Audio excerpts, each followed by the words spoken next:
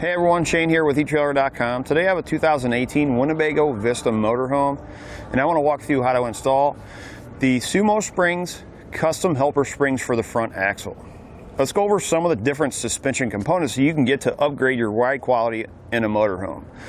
Let's face it, a motorhome is very big, it's very tall. You can do sway bars, you can do steering stabilizers. Your sway bars act to help keep your vehicle upright. Again, because how tall it is, when you get wind that crosses between you, another vehicle, motorhome, or maybe a tractor trailer, it's going to push the top of the vehicle and it's going to feel like it's leaning. Your sway bars are going to help keep you upright. But what about the up and down movement? What if we go over a bump and as the vehicle settles, it feels like it's bottoming out or it's hitting hard? That's where your SumoSprings come in play. What they do is they're going to support that downward motion so that it doesn't feel like you're hitting. It's going to make your ride much more comfortable so you're not feeling all of that road shock up in the seat. If you want to change the sway, I recommend putting on front and rear sway bars.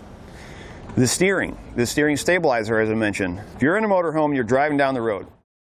The crosswind that I was talking about that you get whether you're crossing another vehicle, either crossing it or one's coming up next to you. Let's say a tractor trailer is about the same size, maybe a little bit bigger. The wind, when it comes in between, it's going to push you out. Well, it's going to push the motorhome over to the line. Well, as it pushes it over, you're steering like this. Well, it feels like the motorhome is still going that way, and it takes a couple extra seconds for it to start moving back. Well, then you're counter steering once it gets over the other side, and it makes it a little bit nerve-wracking going in and out of that lane. I know this personally because I've had it happen and I finally talked somebody in my family into getting one, and it's completely changed their ride. So when the vehicle moves back and forth, that is, it's kind of floating in the lane, is the way I kind of describe it. It kind of floats back and forth. Even though you're counter steering, it's still moving that way until the steering catches up. What the steering stabilizer does is it's a spring with a shock inside of it, and it mounts on your steering arm.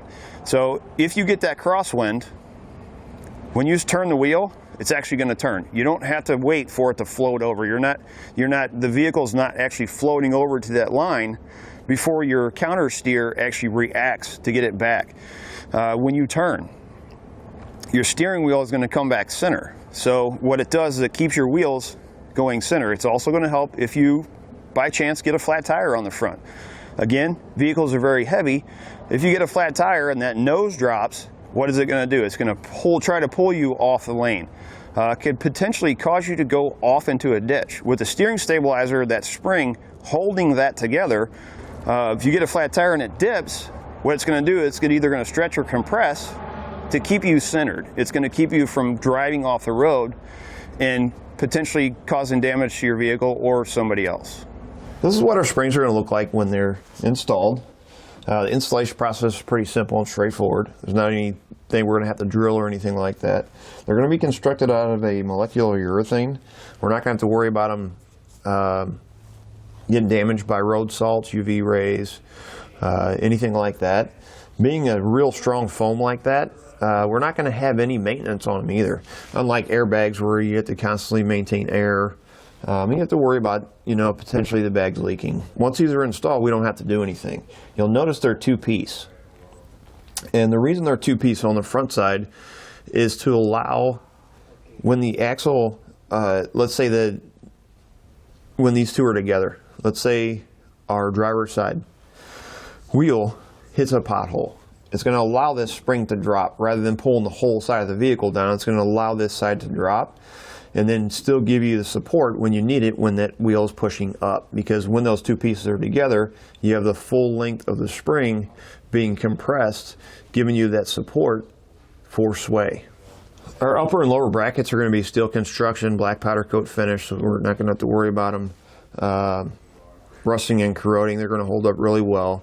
It's going to come with all the necessary hardware, and as I mentioned, pretty simple and straightforward to install, not going to require any drilling or welding. Being constructed of a molecular urethane, they're also going to have a 2,600 pound maximum weight capacity. Keep in mind these are not for carrying weight, these are designed to make your ride quality much better while you're traveling. Now that we've gone over some features, let's go ahead and get it inside, and we'll go ahead and walk through how to get it installed. We're going to start on our driver's side. We're going to take a 13mm socket and a 5/8 wrench, and we're going to remove our factory jounce bumper.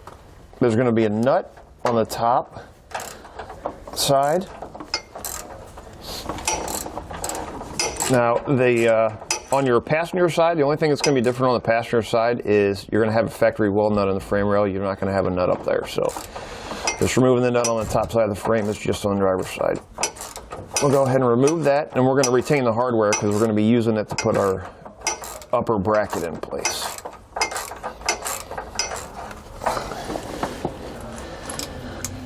Pull the bolt out. You're going to have a bracket that looks like this. You notice little tabs here.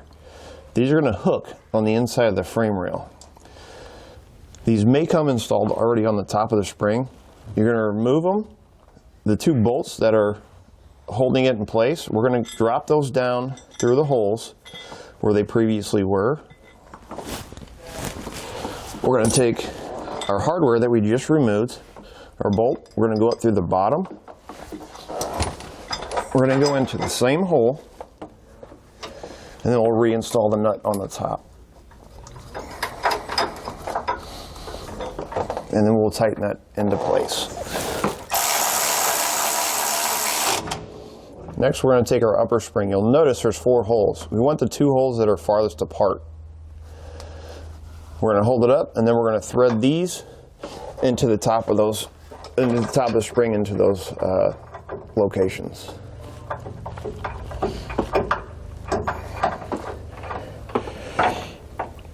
Then we'll take a 9/16 wrench, and we're going to tighten those into place.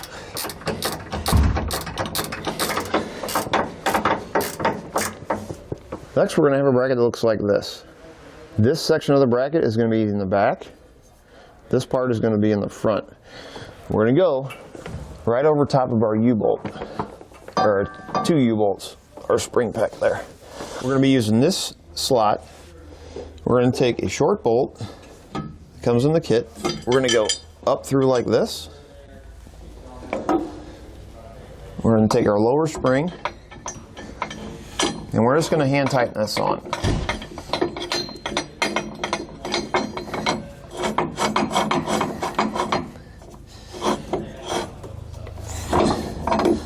We're going to set this bracket in place underneath of our other one. What we want to do is we're able to slide that to center it into our upper spring. Once we have it centered, we're just going to take, you can use a pencil, anything that's going to mark on it. We're going to mark the bracket and the spring. We're going to pull it off. We're going to line up those 2 marks, and then we're going to tighten that lower spring down. We're going to have 2 lengths of carriage bolts. You're going to have longer ones and you're going to have shorter ones. The longer ones go to the front or towards the front of the vehicle. There's 2 holes right on the top side of the bracket. I'm going to drop those down like that. And then the shorter ones go towards the back of the bracket. The 2 longer bolts on the front, where you drop down your carriage bolts, you're going to have 2 brackets that look like this. We want this side to be up against the spring. So we're just going to line it up with the bolts, and then we're going to install the lock nut. Then we'll take our 9/16 socket, and we're going to tighten them down. You want to go back and forth with these so that they tighten down evenly, and our bracket that's going up against our spring isn't pulling more one way than the other.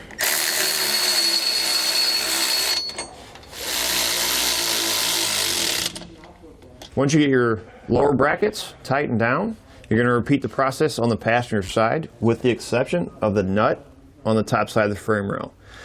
Remember that is going to have a weld nut in it, so you're only going to have the bolt going through the jounce stop. That's going to do it for a look at the SumoSpring custom helper springs for the front axle on a 2018 Winnebago Vista Motorhome.